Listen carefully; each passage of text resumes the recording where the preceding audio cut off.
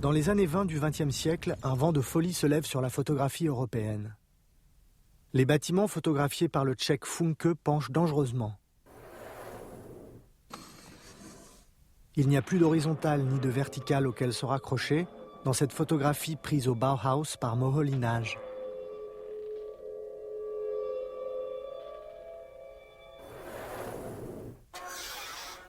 Plus rien ne dit clairement si cette image d'un couple photographié par l'allemand Umbo doit être vue comme ça ou comme ça. Cette rupture avec la bienséance photographique qui fait basculer l'ancienne ligne d'horizon, c'est ce qu'on appelle la nouvelle vision, une nouvelle manière de voir et de vivre, commune aussi bien à Lux Fenninger et à ses étudiants jouant du banjo sur le toit du Bauhaus, qu'au nouvel homme socialiste photographié par le russe Rodchenko.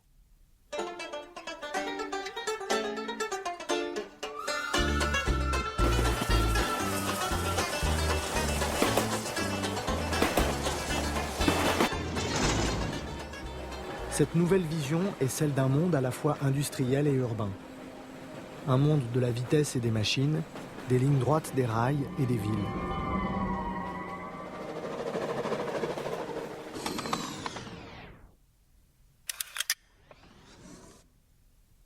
Et chargé de mettre ce monde en images, voici venir le nouveau photographe.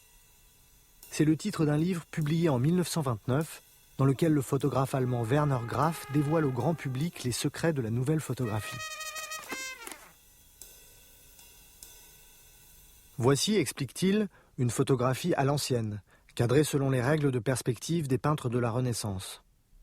Tout est droit dans cette image, qui correspond à ce que verrait un homme qui regarderait droit devant lui, comme le montre ce photomontage de l'auteur.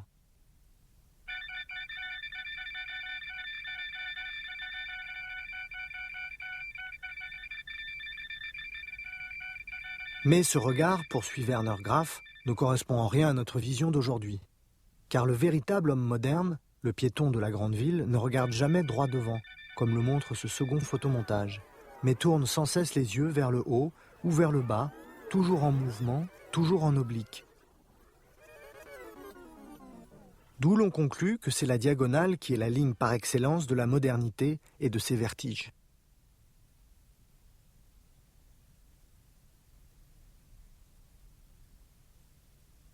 À la page d'après, on apprend pourquoi l'homme des villes lève les yeux vers le ciel. C'est à cause des grands édifices qui l'entourent. D'où découle tout naturellement la première position favorite du nouveau photographe, l'objectif tourné vers le haut, ce qu'on appelle la contre-plongée.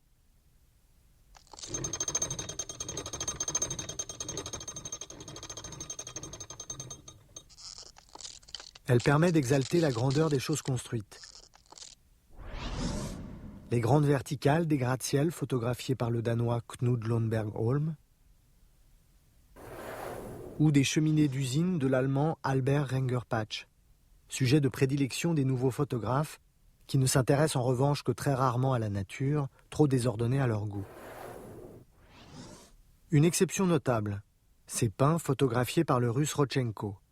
Mais cela ne lui est arrivé qu'une seule fois, et il a pris soin de préciser qu'en photographiant ces arbres, il voyait surtout les poteaux télégraphiques qu'ils allaient devenir.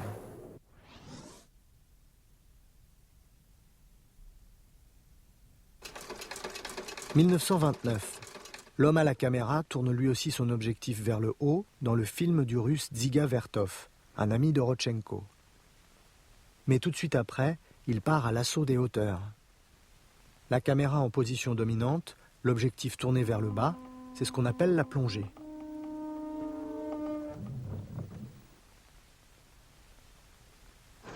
Avec la contre-plongée, c'est l'autre position favorite du nouveau photographe. Paris, la place de l'Étoile en 1926, par la photographe allemande Germaine Krüll. Une image spectaculaire qui joue sur le vertige.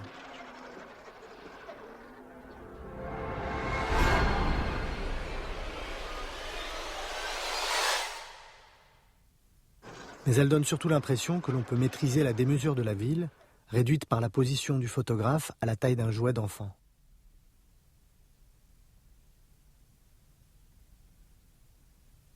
Vu de haut et de loin, tout paraît plus simple. Les différences individuelles s'effacent au profit de la vision d'ensemble, de l'ordre collectif. Même les bateaux du port de Marseille se laissent ainsi discipliner dans cette image de moholinage. La complexité du réel disparaît derrière l'abstraction.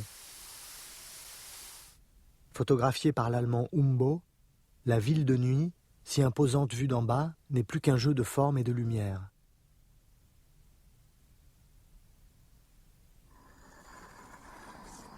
Le Russe Rodchenko, venu à la photographie par la peinture, redécouvre avec la plongée les charmes de la perspective raccourcie des peintres de la Renaissance, en rassemblant dans un même aplat des plans séparés en profondeur, celui de l'immeuble et celui de la rue, dans cette préparation d'une manifestation du 1er mai. Il ne s'agit pas pour lui d'une référence picturale, mais au contraire d'une preuve de l'absolue nouveauté du regard photographique, seul capable de capter sur un même plan la tête et les pieds de cette femme au téléphone, une étrangeté que l'œil humain placé dans la même position ne voit pas, car il recrée instinctivement la sensation de profondeur. Ces points de vue inattendus ont pour Rodchenko valeur de manifeste. Sortie de secours, 1925. Toute la peinture, écrit-il, est peinte à hauteur du nombril ou bien à hauteur des yeux. Il faut enlever ce voile du nombrilisme de nos yeux, photographier de haut en bas, de bas en haut, de tout point de vue excepté celui du nombril. Le Pionnier, 1930.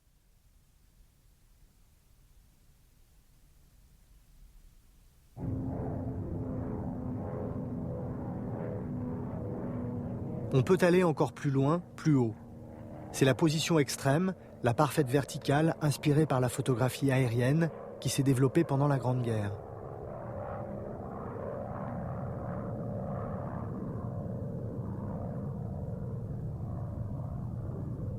Vue ainsi, l'image la plus banale prend un air énigmatique. Seule la présence, probablement involontaire, de la pointe de la chaussure du photographe Lux Fenninger permet de comprendre que nous regardons tout simplement le haut d'un escalier. La plongée verticale inverse tous les repères. Dans cette image du photographe allemand Umbo, appartenant à une série intitulée « La rue inquiétante », les passants sont réduits à des points, tandis que leurs ombres semblent animées d'une vie propre, habitant leur monde à eux, celui de la chaussée dressée devant nos yeux comme un mur ou un tableau abstrait.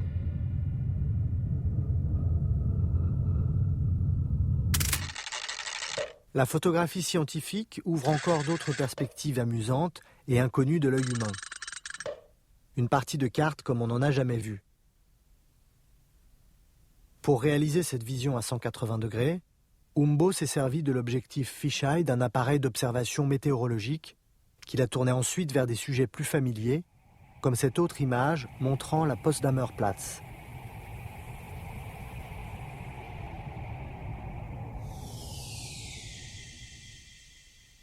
Un exploit technique, une façon d'élargir le champ de notre perception grâce aux propriétés optiques de l'objectif, d'une manière quasi indépendante du regard du photographe, dont on découvre la petite figure tout au bas de l'image.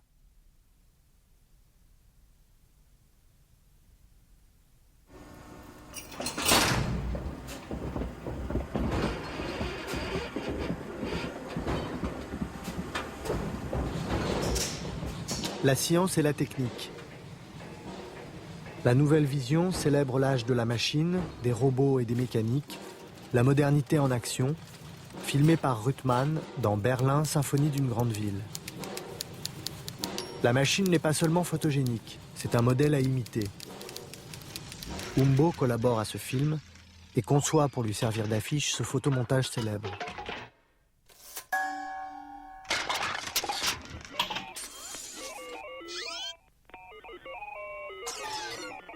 L'homme moderne, armé de toutes ses prothèses, un appareil photographique à la place de l'œil. Cela aussi est nouveau. Depuis son invention, on demande à l'appareil photographique d'égaler l'œil humain. Maintenant, on demande à l'œil humain d'apprendre de l'appareil. Mais au-delà de la plaisanterie, la nouvelle vision a des fondements théoriques qui se veulent aussi rigoureux que le papier millimétré de cet autoportrait en surimpression, du constructiviste russe L. Lissitzky. L'artiste en ingénieur, le compas dans l'œil. Pour les constructivistes, l'activité artistique est inséparable de l'activité révolutionnaire. En 1925, L. Lissitzky met en page et en images des poèmes de Maïakovsky appelant à la révolution, intitulés « Poèmes pour la voix », c'est-à-dire poèmes slogans.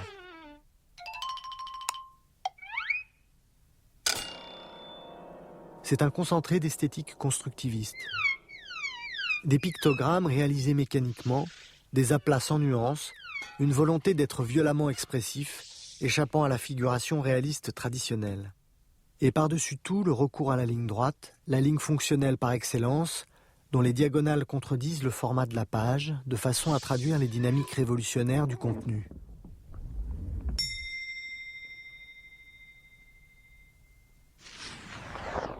Pour appliquer les principes constructivistes à la photographie, il suffit donc de trouver dans le vaste monde des lignes droites en diagonale. C'est ce que fait Rodchenko avec une de ses photographies les plus célèbres, l'escalier 1930.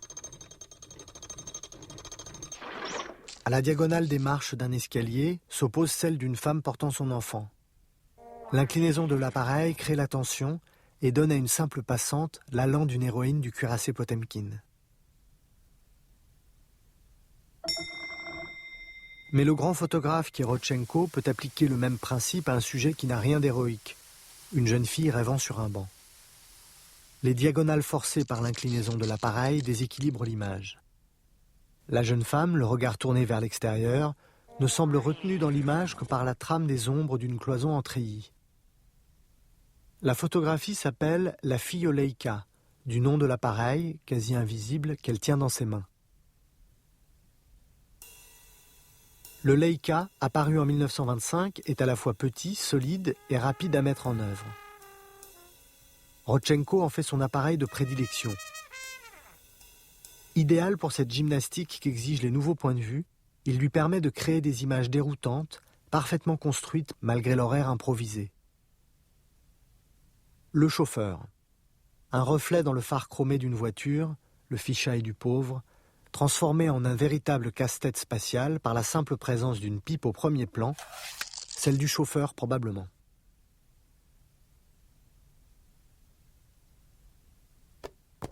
Avec ces photographies qui paraissent dans la revue Novi Lev, Nouvelle Gauche, Rodchenko veut enseigner à l'homme socialiste un nouveau langage, celui de la révolution visuelle qui va pour lui de pair avec la révolution tout court. C'est une pédagogie ludique, à peine provocatrice.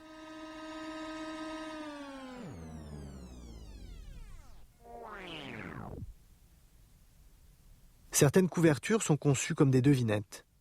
Le lecteur qui veut comprendre ce que montre par exemple cette image doit d'abord la faire pivoter à 90 degrés.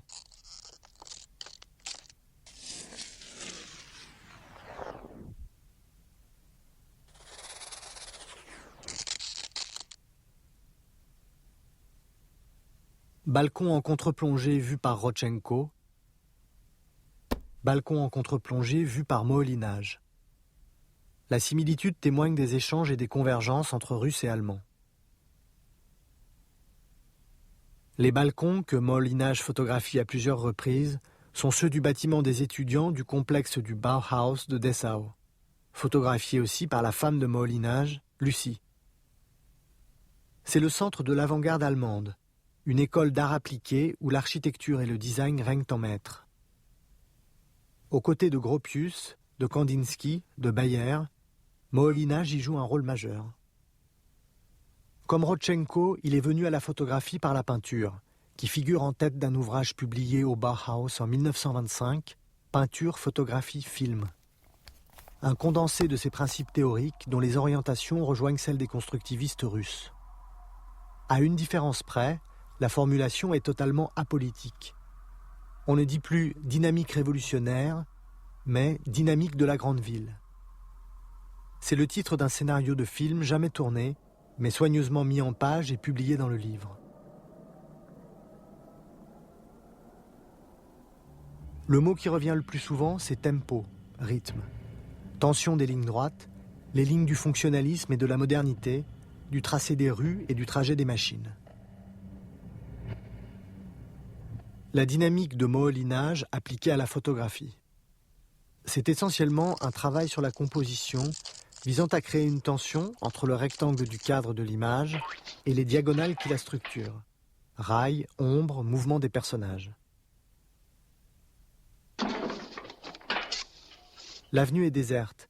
La chaussée sans relief crée un fond neutre sur lequel les lignes ressortent avec encore plus de force. La dynamique, c'est aussi la recherche du déséquilibre. Dans une approche classique, le photographe Haussmann aurait dû attendre que le tramway, son sujet, soit parvenu au centre de l'image. Au lieu de cela, il va délibérément le décentrer.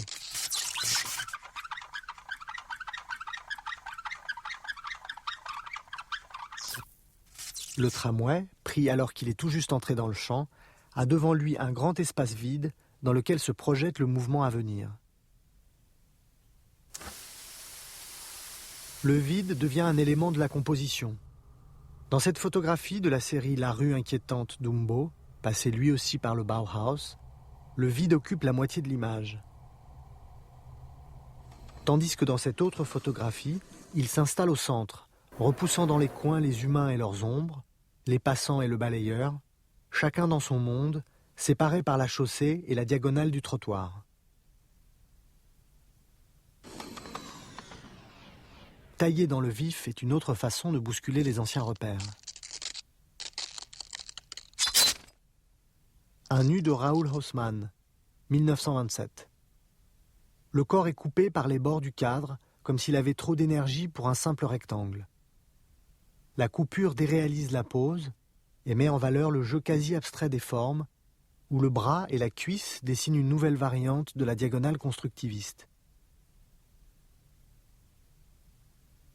L'absence de repères finit par détruire la notion même de sujet. Dans cette photographie d'Umbo, intitulée Willy et Tania, on ne voit de Willy que cet œil unique qui semble être entré de force dans le cadre.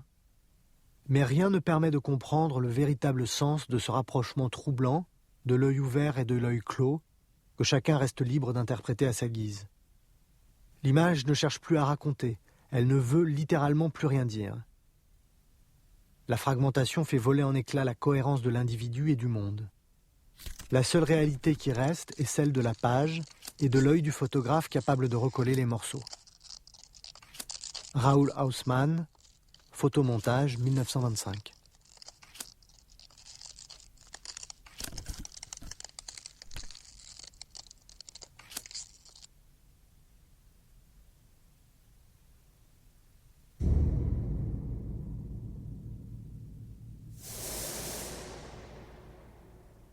Hans Richter, Rhythmus, 1925. L'abstraction pure et simple est une tentation pour certains de ces photographes. Pour éviter la contradiction entre la rigueur constructiviste et le caractère hasardeux du réel, il suffit de se débarrasser du réel et de disposer devant l'appareil photographique plusieurs formes carrées, découpées dans un matériau rigide, éclairées de façon à créer une architecture de forme et de lumière, comme le fait le photographe tchèque Jaromír Funke dans ses compositions abstraites de 1924.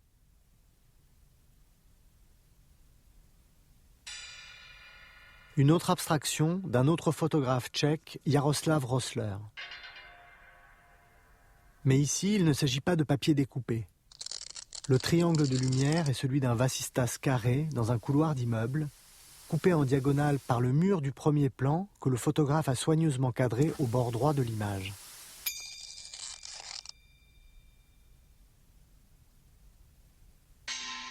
De même, cette splendide spirale photographiée par Germaine Krull n'est en fait qu'un simple escalier en colimaçon métamorphosé par le jeu des contrastes.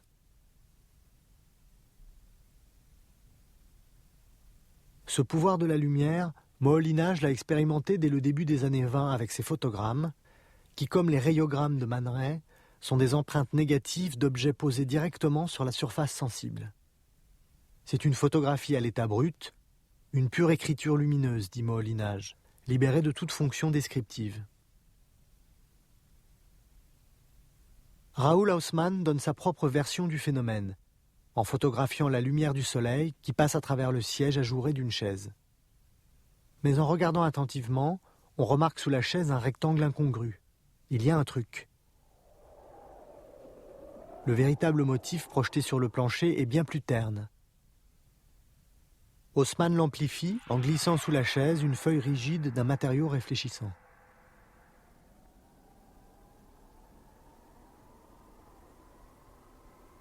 Un autre effet de trame ajourée, encore plus banal. Une fenêtre, 1928, de Florence Henry, une ancienne élève du Bauhaus.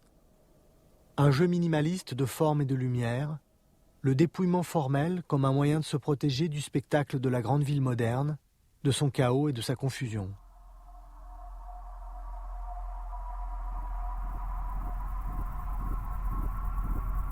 Le cinéma, avec ses effets de mouvement et de montage, parvient à reproduire tout naturellement cet assaut d'images et d'impressions fortuites, ce regard accéléré et accidentel. Pour la photographie, c'est évidemment plus difficile, mais la nouvelle vision, fascinée autant par la ville que par le cinéma, cherchera à y parvenir. Ainsi, en 1931, le photographe lituanien Moiver, lui aussi passé par le Bauhaus, réalise dans son livre intitulé Paris un véritable kaléidoscope photographique qui parvient à donner l'illusion d'une image en perpétuel mouvement. Les techniques qu'il emploie, surimpression de plusieurs négatifs ou exposition multiple, se fondent avec les images sauvages que la ville produit elle-même, les reflets des vitrines et de l'asphalte, l'imbrication des silhouettes et des lignes.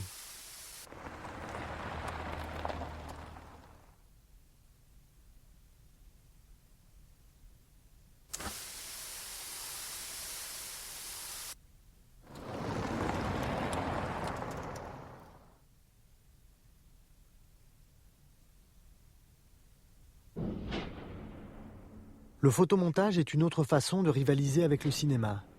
1923. Métropolis. Un collage de près de 200 fragments de cartes postales et d'images trouvées, réalisé par le Hollandais Paul Citroën pour une exposition au Bauhaus. C'est ce que Moholy-Nagy appelle la méthode expérimentale de représentation simultanée. L'œil affolé du piéton a fait place au regard distant de l'esthète qui transforme le chaos de la ville moderne en une tapisserie soigneusement composée. L'œuvre connaît à l'époque un grand retentissement, mais c'est une rêverie. C'est ce que montre l'ingénieux Umbo, qui a eu l'idée de superposer le négatif de Métropolis à celui d'un profil de son ami Paul Citroën. Combinant photomontage et surimpression, il crée ainsi cet étonnant portrait d'artiste visionnaire capable d'avoir toute la ville future en tête. Car dans la nouvelle vision, il y a vision, projection imaginaire vers un avenir radieux. Cette croyance dans la modernité et dans le progrès caractérise la photographie expérimentale des années 20 tout autant que ses recherches plastiques. On la voit aussi bien dans le regard du communiste El Lissitzky, dans cet autoportrait de 1924, que dans celui de cette jeune femme pleine de dynamisme et de confiance en soi, photographiée par Moholy-Nagy en 1927, ou encore dans ce portrait optimiste de Lily Brick, photographié par Rodchenko pour une affiche publicitaire destinée à promouvoir le livre soviétique.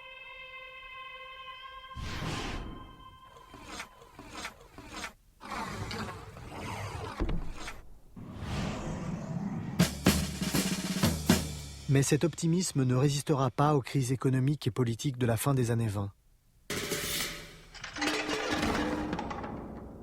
Le temps de la nouvelle vision est passé. En Allemagne, on parle maintenant de nouvelle objectivité. Une neutralité frontale incarnée par des photographes comme August Sander. La forme non plus au service de l'expérimentation visuelle, mais de la réalité du sujet dans toute son épaisseur. Au même moment, en Union soviétique, les nouveaux points de vue de Rodchenko sont publiquement condamnés comme un plagiat de la photographie allemande, une esthétisation bourgeoise de la réalité sans aucune utilité sociale. Il continue pourtant à photographier. Mais qu'aurait dit le Rodchenko des années 20 de cette photo de phoque dressée prise par lui dans les années 40 ? Peut-être que le pays du socialisme, écrit-il à cette époque, n'a besoin ni de tapis magique, ni de feux d'artifice, ni de kaléidoscope. Ni d'avant-garde, pourrait-on ajouter. Mais cela, Rodchenko ne l'écrit pas. Le mot est désormais interdit.